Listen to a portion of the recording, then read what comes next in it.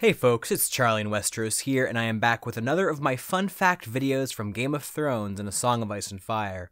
Today I will be sharing 5 crazy facts about House Martell that you just might not know about. Anyway, without further ado, let's jump right into this one. Starting with, number 1, the humble beginnings of House Martell. Before they ruled all of Dorne, House Martell was perhaps one of the smallest houses in the area, ruling only a section of coastline territory 50 leagues long and 10 leagues wide. The founder of the house, Morgan Martell, was an Andal adventurer. He and his kin descended on the lands of earlier First Men that were apparently held by 2 houses named Wade and Shell, after defeating them in battle, seizing their villages, and burning their castles. In spite of their earlier victory, the Martells were merely cautious vassals to other houses throughout most of their existence until the arrival of Nymeria, and as a result were really quite insignificant for much of their existence. Number 2. The House Sigil and Name. The sigil of House Martell is in actuality a combination of 2 previously separate symbols of 2 ethnically and culturally distinct peoples. Whilst the Martells, prior to the arrival of Nymeria and Dorne, used the spear as their house sigil, Princess Nymeria and her Rhoynar migrants used the sun as theirs.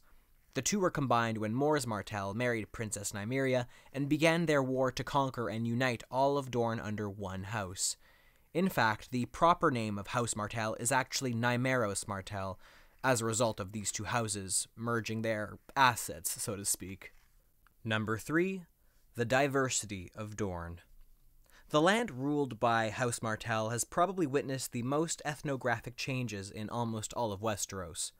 While this fact isn't necessarily a direct aspect of House Martell, this family certainly has played an important role in the ethnographic shift there.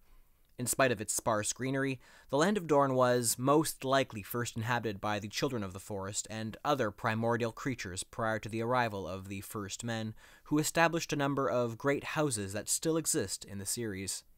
Later, among the many Andal houses that journeyed to Dorne, the Martells came and displaced many of the First Men rulers in that territory before the Rhoynish people finally arrived some 700 years prior to the current events in the series, and added their own distinct makeup to the Dornish gene pool, and are largely responsible for the lean, darker, olive-skinned appearance that many Dornish folk possess during the current events in Game of Thrones and A Song of Ice and Fire. This demonstrates that a succession of 4 different and unique peoples inhabited and effectively ruled the land currently held by House Martell throughout its history. Number 4. The many female rulers of Dorne. Of all the great houses of Westeros, Dorne has had the most known female rulers to date. This is, perhaps unsurprisingly, due to the influence of Nymeria and her Rhoynar people who valued inheritance by linear primogeniture, meaning the eldest child, regardless of their gender, succeeds the parent in both inheriting land and ruling Dorne if they are a Martell. This relatively equitable Rhoynish custom has resulted in a succession of princesses becoming the titular rulers of Dorne.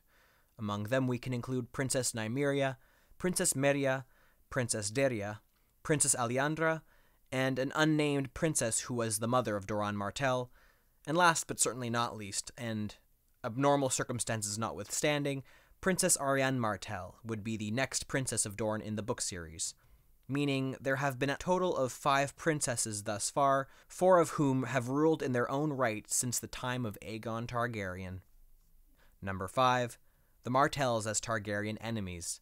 Whilst it is generally known that the Targaryens were unable to militarily subdue the house that would one day become their greatest ally in the Seven Kingdoms, it is perhaps ironic that with the exception of those disputes within their own house, the Targaryens have probably waged the most wars against the Martells over any other houses during their 280-year presence as rulers of Westeros. Not only did Dorne remain undefeated during Aegon's War of Conquest, but 4 years after that, the First Dornish War took place for 9 bloody years. Even though the full force of the Iron Throne was pitted against Meria Martell, the elderly ruling princess at the time, the Targaryen forces were eventually defeated following the death of Aegon's sister wife, Queen Rhaenys Targaryen, as well as her dragon.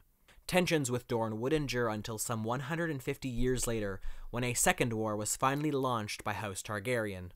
Although their conquest was successful at first, the victory was short-lived as the Martells and the Dornishmen successfully rebelled 4 years later and overthrew their Targaryen overlords. In fact, Dorne would only be subdued through a marital alliance between House Martell and House Targaryen. As a result, the two houses have really only had a peaceful history for the last 100 years of Targaryen power. In spite of this, the sheer numerical losses on both sides during the wars between the Iron Throne and Dorne were so great that it is perhaps not so strange to think of the Targaryens as having shared a relatively bloody history with House Martell. Well, folks, those were 5 crazy fun facts about House Martell that you just might not know about. Did you know all of these? Are there any facts I didn't mention that you think are worth mentioning? While I do have some more Game of Thrones themed videos coming, I will first be putting out a few general myths and legends videos on my channel, as well as complete my video series on the Shannara Chronicles. Regardless, stay tuned for more Thrones content, as I will be doing a video series on Rhaegar Targaryen at some point in the near future.